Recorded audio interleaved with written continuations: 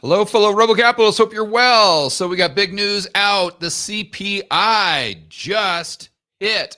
If you haven't heard, it's below expectations with all of the talk about the Trump tariffs increasing inflation. In fact, I have heard the word stagflation over the last month, probably more than you used to hear it in the 1970s. Everybody was talking about stagflation, stagflation, stagflation, stagflation, except for the people here on the Rebel Capitalist channel. And if you watch my whiteboard video the other day on stagflation, I concluded by saying, yeah, I don't think so. It's not my base case because although some prices might go up, others come down if nominal wages aren't going up. I've been talking about this nonstop. You guys have heard me ad nauseum say if wages aren't going up, just robbing Peter to pay Paul.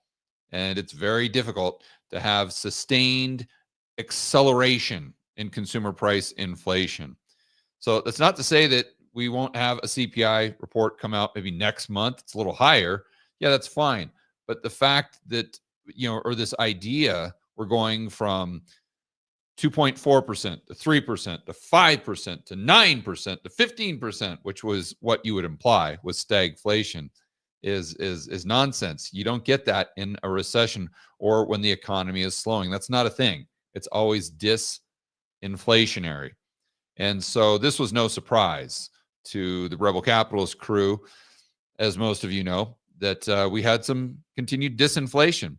Now, it is true, as we go over to the CNBC, let me do the screen share. It is true that this understates inflation most likely, but what we're looking for here is simply the trend. And the trend is down, even with tariffs, for heaven's sakes. So then you have to ask, okay, what would the CPI be without the tariffs? We talked about last month how the CPI comes down to 2.4 because of energy. Well, we saw more of that today, but also with food prices coming down quite substantially, at least according to this in their calculation. So let's go over to CNBC. We're going to look at just kind of the broad strokes, and then we're going to go over to the actual BLS report and look at the details so we can connect the dots and really get some important takeaways. So here we go. Annual inflation rate hit 2.3 in April, less than expected. And again, last month it was 2.4 and lowest since 2021. CPI rose seasonally adjusted 0.2, so that was month over month. And last month, by the way, was negative. So you did see a slight uptick as far as month over month, which is definitely important. If you're worried about egg prices, I know all of you went out and bought chickens. They tumbled, falling to 12.7%. So, well, you still got the chickens. You can still use them. And hey, free eggs are better than paying whatever the prices are at the grocery store. Probably a lot more healthy too, because the chickens are just eating the insects in the backyard where who knows what they stuff those chickens full of at the what do they call them? Chicken farms where they get the eggs. I don't even want to know what they're feeding those chickens. Anyway, next key talking point. While the April CPI figures were relatively tame, Trump tariffs remain wild card for the inflation picture. But look, this includes most of what he did with the whole Liberation Day. I mean, correct me if I'm wrong, but that was April 2nd. So, although I will say it's not like, well, those tariffs would have gone. Yeah, I take that back because I was thinking there's a lag from the time at which it leaves China to the time it comes into the port in LA, obviously. But I guess those tariffs, it's not like it impacts the price of the stuff that's leaving China right now. It immediately impacts the price of the stuff that's landing in the port in LA. At least I assume that's how it would work. So you should have seen price increases in the month of April for all these things that were coming in, or you would have seen those price increases in the overall CPI report, right? So the fact that we didn't see a big bump in the CPI to 3 or 3.5, and you know what I should do real quick here before we move on? is I'm very curious what the range was for analysts' expectations on this CPI report. I'll bet you some were probably even higher than 3%. I'll bet the range was quite extreme. Let's say a range for analysts.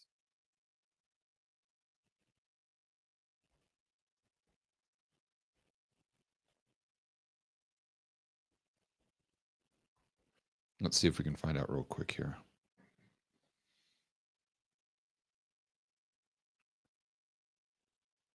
Analyst range for is expected to show. No, the range.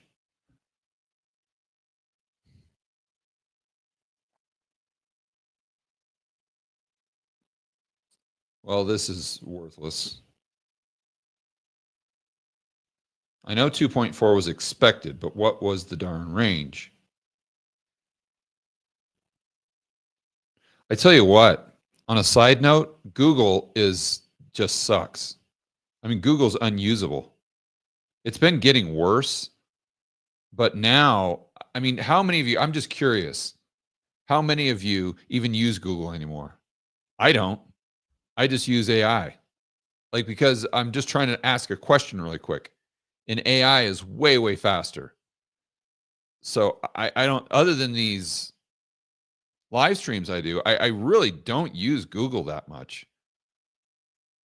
But even when I do use Google, it's getting worse. So anyway, I'll bet you the range was quite extreme. Although thanks to Google, we're not going to be able to find out exactly what the range is because Google sucks. But getting back to this article here from CNBC, we've got, yes, Trump tariffs, Trump tariffs, Trump tariffs. We all know. Excluding volatile food and energy core CPI, up 0.2. Okay, so that's still 2.8, which is above the Fed's target of 2%, obviously.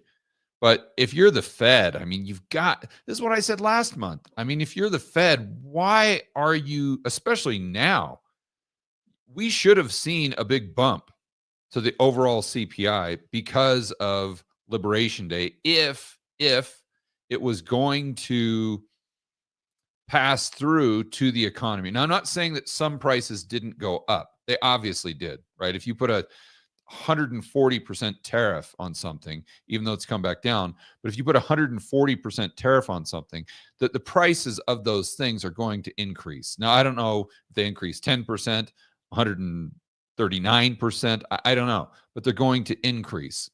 But that doesn't mean that the whole basket increases.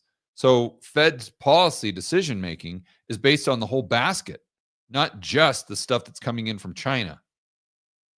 So my point is, if we would have seen long-term increases in the rate of inflation, therefore, that's the Fed's justification for pausing and not dropping rates, then we would have seen it in April. And the fact that we didn't see it in this report makes it very unlikely that you're going to see it in next month's report or the month after, especially now that Trump has this trade deal, which really isn't a trade deal. It's more of a pause. But the bottom line is that for the month of May, you would assume that the tariffs are going to be much lower, especially on China, than they were for the month of April. So then the question becomes, what would this 2.3 be without the tariffs? And we probably would have been close to 2, or maybe even under. And that's what I was saying last month. Good news on inflation, and we need it given inflation shocks from tariffs are on their way. What are you talking about? This just really shows the bias here. There is so much bias on both sides. It's sickening. And it's like these economists, they're so anti-Trump that they just have to cling on to narratives, even if they don't make sense. But it's the exact same thing on the opposite side too, that they're so wildly, just obnoxiously pro-Trump that even when there's data over there that suggests their narrative is wrong, they continue to cling on to it. There's like absolutely no middle ground. There's no objectivity. It's amazing. And it's just getting worse. But here from Robert Frick, good news on inflation. And we need it given inflation shocks from tariffs are on their way. Why haven't they got here already? And maybe they have, but it sure as heck didn't impact the overall basket of goods. So I don't understand this. As if, we had a 2.3 print for April when we had all of these tariffs, and then somehow magically we're going to have like a 5% print next month. Why? When, if anything, the tariffs were decreased. Non-tariff goods are still in the pipeline. And perhaps some importers absorbed their tariff costs for now. Yeah, but let's okay, but this doesn't make any sense. Non-tariffed goods are still in the pipeline, but and maybe I'm wrong here, but I would assume that when Trump says there's a 140% tariff, he means as of today. He doesn't mean 140% tariff on the stuff that just left China. He's talking about there's now 140% tariff on everything that lands in a U.S. port from China. So, and let's just assume for some reason that when Trump says there's 140% tariff, he's talking about everything that's leaving China right now. I don't even know how you'd track that. Like, how would you even determine, what goods are leaving at a specific date? The only thing that you could determine is when they actually land in the United States port. So this, as I think it through here, it makes less and less sense. But assume that it is correct. Well, look, he had the what was it, 30% tariff or 20% tariff prior to Liberation Day on China for the fentanyl. And he had it on Mexico and Canada and all these other places. So why did that not increase the CPI? Although it might have increased those goods. Shelter prices, again, main culprit pushing up inflation. The category is 1/3 of the index. Okay, we know that.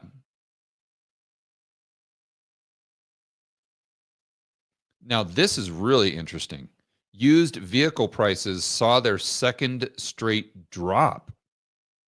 That's very surprising because with the tariffs on the automobiles, the new automobiles that are coming from outside of the United States, whether it's a U.S. manufacturer or not, those got a big bump in price. And I would assume that would increase the price of used cars as well.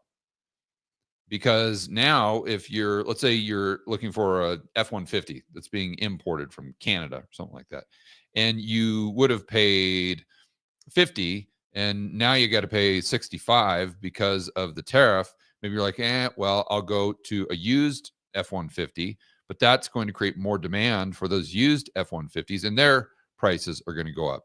So that's what I would have expected.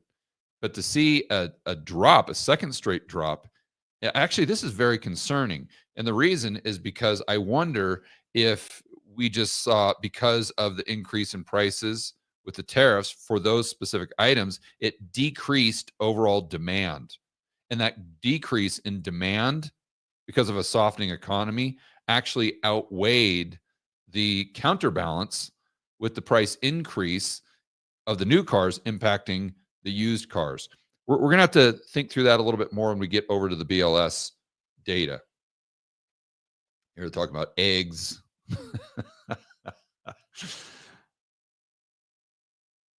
In a much-awaited Liberation Day announcement, Trump slapped 10% duties. Yeah, okay, we know that. Reciprocal tariffs. Recently, though, Trump has backed off. Okay, fine. Economists figure that even with the easing of the 145% reciprocal tariff on China, inflation numbers could perk up. How? I mean, okay, maybe if we have supply shocks, I'll give them that. If these things create supply shocks, then I get that. Maybe actually, so let me give them the benefit of the doubt. I do think that could be kind of the pig through the python, so to speak, from the standpoint of that would impact the amount of stuff that was coming from China, even if the tariff was immediate for the stuff that was landing, let's say at the port of Los Angeles. And so if you have less stuff coming in, then that could create a supply shock. Uh, that would make a lot more sense than just the tariffs alone.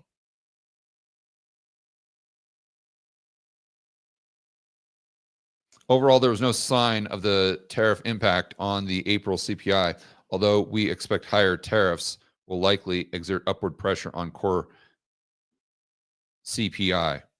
Again, from a standpoint of tariffs, that doesn't make any sense. From a standpoint of the tariffs creating a supply shock, okay, I get it. I'll grant them the possibility that we could see that throughout the rest of the summer. Weakening consumer demand and an inventory drawdown might mitigate the inflationary pressure. Yeah, see, this is, you got to ask yourself how much of this lowering of the CPI is due to just the economy softening and the consumer just tapping out, especially at the low end. And then maybe now at the high end too, since stocks for the year are maybe even, but from their high point, they're down substantially, which could impact aggregate demand from, I think, the only individuals that were out there propping up the economy, and that's the people with assets. So now let's go over to the BLS report and get into the details. So here's month over month. We've got a -1, -0.1 last month. We've got a positive 0.2 here. This is the 12-month change. Okay, we got that. The blue, all items, less food and energy. So that's where we're still at 2.8. That would be red. And then here we're down, like I said, to 2.3. Now here's kind of a summary of the major items. We got all items. We know that, 2.3. But then we've got food specifically was actually a negative -0.1. Then food at home, okay, a -0.4. Energy. Now this is interesting because 0.7, where energy commodities -0.2, gas -0.1, oil -1.3, which makes a lot of sense because for the majority of April, oil was sub 60. Electricity up.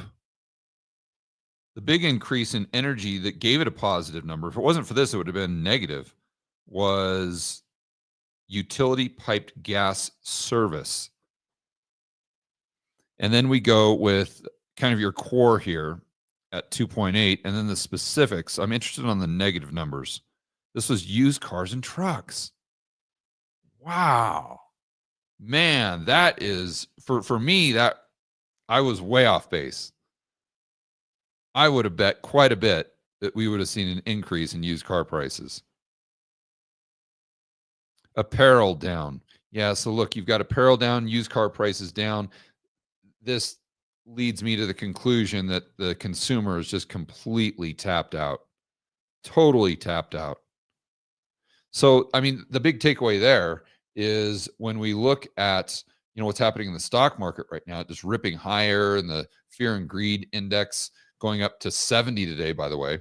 We talked about that yesterday. You have to ask yourself, was the potential softening of the economy strictly due to the tariffs? So now all of a sudden you take the tariffs off and the economy just goes back to being strong and resilient? Or was the underlying economy softening regardless of the tariffs, and those just would have made them worse? But now that you pull back the tariffs, okay, we're still on that decline. My base case is the latter for a variety of reasons. And I think this CPI report just kind of emphasizes that. It definitely doesn't make me second guess my base case. That's for sure. I think it makes me more confident about that base case.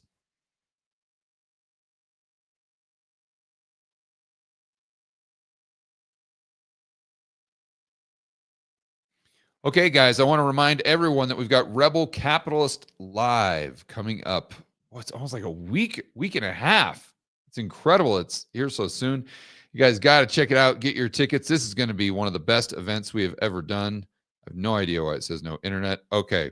Some of the speakers here. And by the way, if you guys follow me on Twitter, I just put up the schedule. I tweeted that out the other day. So we've got Barnes, McIntosh, Brent Johnson, Kenny McElroy, Snyder, Kiyosaki, Joseph Wang, Rick Rule, Mike Maloney, Jason Hartman, Patrick Ceresna. Van Meter is going to be there as well. We're going to have a ton of VIP guests. 10 days left. So you guys are going to have to get your tickets ASAP. This is an event you're not going to want to miss. You can get those tickets at rebelcapitalistlive.com. All right, guys, as always, make sure you are standing up for freedom, liberty, free market, capitalism. We'll see you in the next video.